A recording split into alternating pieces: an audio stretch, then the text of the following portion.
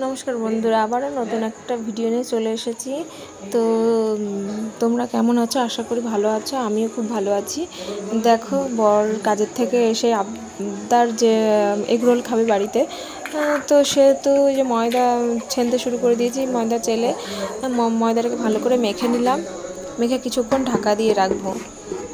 তো অতটা এক্সপিরিয়েন্স নেই এগরোল বানানোর, তো একটু ফোন দেখে নিয়েছিলাম। এবার ময়দাটাকে একটু ভালো করে গুলি করে নিচ্ছি ছোটো ছোটো করে। দেখো, গুলি করে নিয়েছি। এবার বেলে ময়দার যে রুটিগুলোকে হালকা করে একটু একটু করে সেঁকে নেব।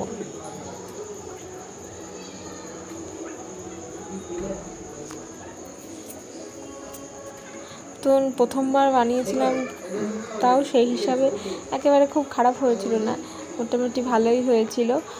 তো ফোনের ভিডিও দেখে ট্রাই করছিলাম, যে বানাইনি বাড়িতে ট্রাই করে দেখি।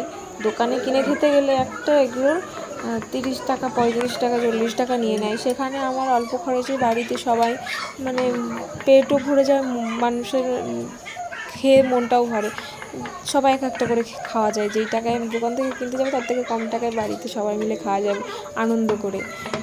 তো সেই জন্যই যে শিখলেই ভালোই হবে, সবাই মিলে বাড়িতেই বানিয়ে খাওয়া যাবে। তো দেখো, এইভাবে আমি একটু যে বেলে বেলে রেখে নিয়েছিলাম, তাই জন্য রুটিগুলো একটু অসুবিধা হয়ে গেছিলো। তো তো তো খুব একটা অসুবিধা হয়নি। রোল তো তেল দিয়ে ভেজেছি, তো যা হয়েছিল মোটামুটি খাওয়া গেছে। এই যে দেখো, রুটিটা ভালো করে উল্টে পাল্টে ভালো করে এরমভাবে অল্প অল্প সেঁকে নিচ্ছি। সবগুলো রুটি এরমভাবে সেঁকে নেব। সবগুলো রুটি এই যে একইভাবে সেঁকে নিয়েছি। এবার একটা একটা করে এগরোলের রুটিগুলো ভেজে নেব। তো দেখো, আমি এখানে ননস্টিকের একটা কড়াই নিয়েছি। ওই পাশে ওটা আমাদের রুটি ভাজার তাওয়া আছে, ওর মধ্যে তেলে ভাজলে ওটা পুড়ে গেলে একদম মানে ওই পোড়াইটা তেলে উঠতে চায় না, অনেক কষ্ট করতে ভাজতে হয়, অনেক ঘষে ঘষে। এই জন্য ওটাতে আর ভাজিনি, এই কড়াইটাতেই ভাজছি। দেখো, ডিম এরকম করে ঢেলে দিয়ে, মানে দোকানে যেরকমভাবে ভাজে সেরকমভাবে ট্রাই করছিলাম। তো যতই হোক, দোকানের মতো কি আর হয়? ওদের অনেক দিনের এক্সপিরিয়েন্স আর আমার একদিনের।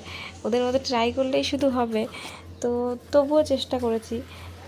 তো দেখো, এরকমভাবে পরোটাকে খুন্তি দিয়ে ওর উপরে ডিম দিয়ে দিয়েছি আগে। জানি না কেমন করে, তোমরা কমেন্টে জানিও যদি একটু কোনো ভুল হয়ে থাকে। তো খুন্তি দিয়ে আগে ওতে ডিম নেড়ে দিয়ে তারপরে ওটাকে পাল্টে দিয়ে পরোটাটাকে ভেজেছি। তো এই একই প্রসেসে সব এগরোলের পরোটাগুলোকে ভেজে নেব। তো এই যে পরোটাটা ভেজে নিয়ে তারপরে দেখো, শসা, পেঁয়াজ আর লঙ্কা কুচি সব সুন্দর করে সাজিয়ে দিয়ে এর উপর দিয়ে সস ছড়িয়ে দিয়ে সবাইকে দিতে দিতে সস পুড়িয়ে গেছিলো, তাই ঝাঁকিয়ে দিয়ে একটু সস বের করে নিয়ে এটাকে বেঁচে নিয়ে টেস্টি টেস্টি এগরোল। যদি আমার ভিডিওটি ভালো লেগে থাকে অবশ্যই লাইক, কমেন্ট, সাবস্ক্রাইব করে দেবেন। আমার ভিডিওটি দেখার জন্য অনেক অনেক ধন্যবাদ। ভালো থাকবেন।